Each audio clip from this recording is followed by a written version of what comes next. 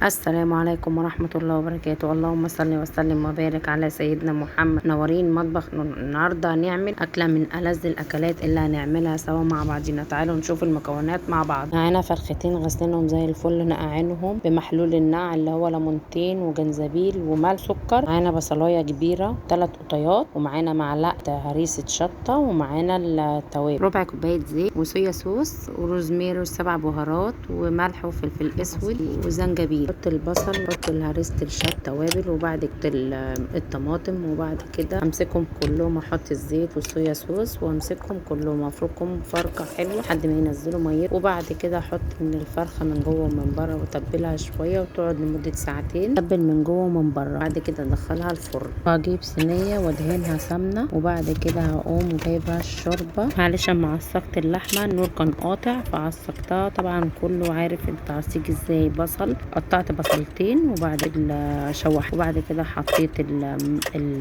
اللحمه مفرومه، وبعد كده شوحت. وبعد ما شوحتها نزلت بالتوابل ملح وفلفل اسود وجوز الطيب والسبع بهارات. حطيت 3 رقات تحت، وبعد كده حطيت اللحمه المفرومه، وبعد كده حطيت الجبنه الموتزاريلا اللي هو الميكس الجبن، رقتين من فوق. نشربوها بكوبايه لبن وليدويا وملح وفلفل اسود وبيكنج باودر. وبعد كده قمت ضغطت عليها بايدي كده سويتها كلها، وبعد كده حطيت زبده صفرا من على الوش. هنا عملت حبه طحينه معايا. سوش تعملوا لي لايك وشير وسبسكرايب كده. بعد ما خلصنا وصفتنا بتاعت النهارده، وده الشكل النهائي لاكلتنا. اتمنى تجربوها وتقولوا لي رايكم في الكومنتات. استنوني الفيديو جاي بوصفه جديده ان شاء الله. والسلام عليكم ورحمه الله وبركاته.